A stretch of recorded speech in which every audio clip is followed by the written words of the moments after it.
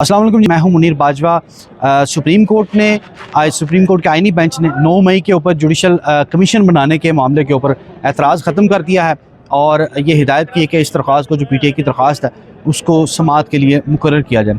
इसके क्या असरात होंगे?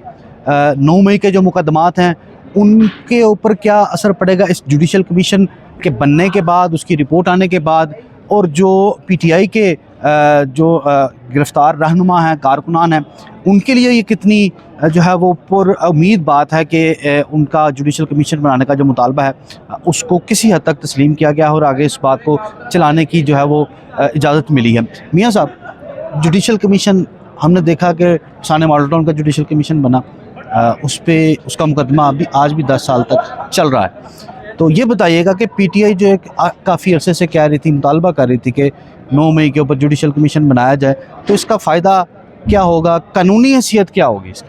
देखिए, कानूनी हैसियत तो जुडिशल कमीशन की रिपोर्ट की बिल्कुल भी नहीं है, ना ही होती है, क्योंकि उसी कानून में, जिस कानून के तहत कमीशन ऑफ इंक्वायरीज एक्ट के के तहत ये कमीशन ऐसे बनाए जाते हैं, उनमें ये बात वाज़ह तौर के ऊपर लिखी हुई है कि इस कमीशन की रिपोर्ट को बतौर शहादत जो है वो कहीं भी इस्तेमाल नहीं किया जा सकता। ठीक है। फिर ये सवाल पैदा होता है कि ये दरख्वास्त दायर करने का मकसद क्या था? मकसद सिर्फ ये कि हमेशा से जो तहरीक गोल्डस्मिथ है वो पाकिस्तान के इदारों को अपने सियासी मफाद के लिए इस्तेमाल करती आई है। इनके इल्ज़ामात आज तक कभी भी कोई भी अदालत के अंदर गोल्डस्मिथ क्यों? तहरीक इंसाफ है वो। नहीं, वो आपके मुताबिक तहरीक इंसाफ है, मेरे मुताबिक वो तहरीक गोल्डस्मिथ है।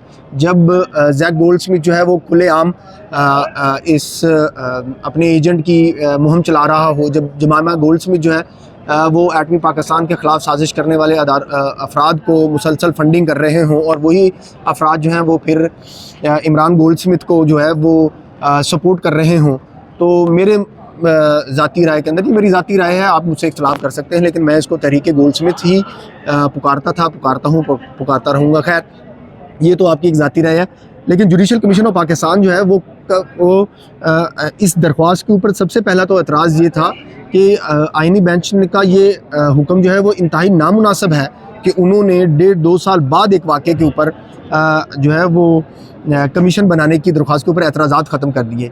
आइनी बेंच को ये देखना चाहिए था कि क्या ये मफाद आमा की दरख्वास्त है भी या नहीं।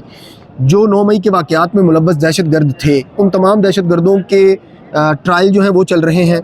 कुछ दहशतगर्दों को सज़ाएँ हो चुकी हैं, कुछ दहशतगर्द जो हैं वो मिलिट्री कोर्ट के अंदर जो है उनके ट्रायल मुकम्मल हो चुके हैं, लेकिन सिर्फ सुप्रीम कोर्ट के एक गैर आइनी, गैर कानूनी फ़ैसले की वजह से उनके फ़ैसले जो हैं वो नहीं सुनाए जा पा रहे।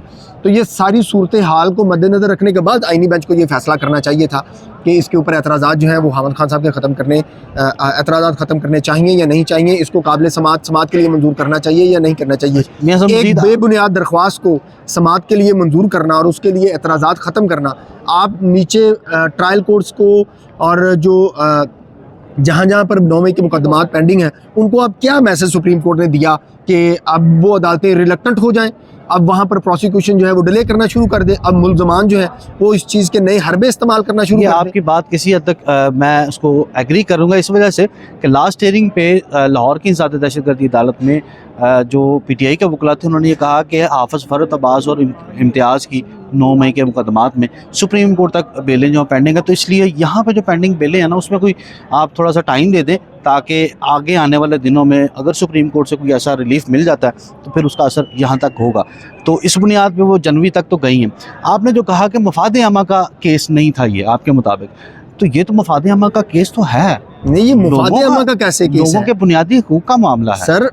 लोगों के बुनियादी हुकूक तब होते हैं जब वो किसी किस्म के जुर्म में मुलव्वस ना हो, किसी भी किस्म की एक्टिविटी में मुलव्वस ना हो, किसी भी किस्म की जराइम पेशा सरगर्मियों में मुलव्वस ना हो, फिर आपने बुनियादी मुल्ज़िमों के भी हुकूक होते हैं। मुल्ज़िमों के हुकूक होते हैं। वो उसकी जो स्टेज है, उसकी जो फोरम है, वो सुप्रीम कोर्ट का आइनी बेंच नहीं है। मेरा केस ये है, उनके हुकूक जो हैं वो ट्रायल कोर्ट के सामने हैं, उनके हुकूक जो हैं वो मुतल्लका हाई कोर्ट्स के सामने होने चाहिए। उनको इस बात को एजिटेट करना चाहिए, तफ्तीश दुरुस्त नहीं हुई उसकी दरख्वास्तें दायर करनी चाहिए, हाई कोर्ट्स में आना चाहिए। ये बराह रास्त उठा के मफाद आमा की दरख्वास्त को समाअत के लिए फिक्स करके मेरी ज़ाती राय के अंदर आइनी बेंच ने एक नामुनासिब हुक्म जारी किया है।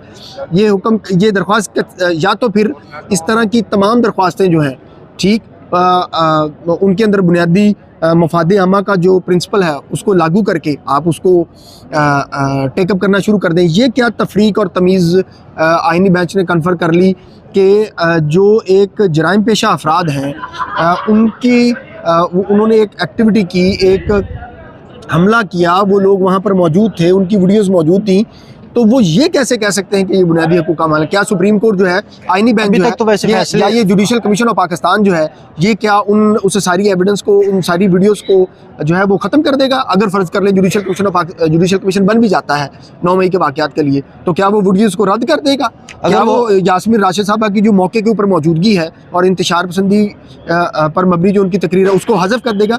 जब ऐसा कुछ हो ही नहीं सकता तो फिर एक ऐसी दरख्वास्त को समाअत के लिए मंजूर करके पाकिस्तान के अंदर भौचाल पैदा करने की या एक नेगेटिव मैसेज देने की जो है वो ज़रूरत क्यों पेश आई? ये मेरे लिए एक सवालिया निशान है। आज के दिन तक तो पाकिस्तान की सुप्रीम कोर्ट यही नहीं तय कर सकी कि मफाद आमा का क्वेश्चन क्या है, मफाद आमा का असूल क्या है, मफाद आमा की पैरामीटर्स क्या हैं। जब दिल करता है पागल खाने का दौरा करके साकिब निसार साहब जो हैं वो मफाद आमा का इशू छेड़ देते हैं। जब दिल करता है वो टेलीकॉम सेक्टर के वो टैक्सेस के मद में उसको मफाद आमा बनाकर पाकिस्तान की रियासत का बेड़ा गर्क कर देते हैं। जब दिल करता है वो नहीं कर सकते। अच्छा मियाँ साहब, आपने भी देखा कि साना मॉडल टाउन की जुडिशल कमीशन बना, उसकी रिपोर्ट पब्लिक करने के ऊपर अच्छी खासी लिटिगेशन चलती रही, अब पब्लिक भी हो गई, 10 साल हो गए, केस चल रहा है अभी तक।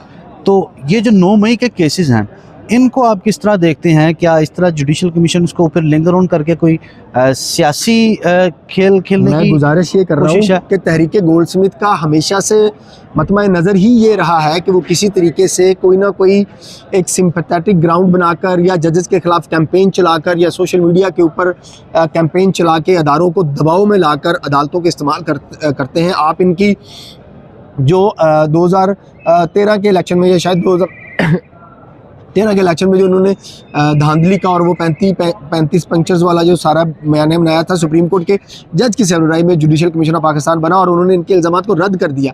जब एक सियासी जमात, एक सियासी जमात तो नहीं कहना चाहिए, एक दहशतगर्द जमात जो है उसका स्टाइल ही ऑफेंसिव पॉलिटिक्स का है, एंटी पाकिस्तान पॉलिटिक्स का है, तो आप क्यों बार बार उसके इल्ज़ामात की तहकीकात के लिए अपना दिमाग लड़ा लेते हैं? उनकी कोई एक बात तहरीक गोल्डस्मिथ की आप सच्ची बताएं, एक बात, एक एविडेंस, एक सबूत, उनके किसी एक रहनुमा की कोई एक बात सच्ची बताएं। सारे फ्रॉडिये, सारे के सारे फ्रॉडिये, सब के ऊपर बदकिरदारी के इल्ज़ामात, सब के ऊपर नशे के इल्ज़ामात, सब के ऊपर। अब साबित तो नहीं ना हो मियाँ साहब। बहरहाल ये मियाँ दाऊद साहब की आपने ओपिनियन देखी है, सुनी है। ये बात हकीकत है कि जुडिशल कमीशन जब भी पाकिस्तान में बना है किसी भी मामले के ऊपर, तो उसका नतीजा वो किसी भी केस के ऊपर असरअंदाज नहीं हो सका।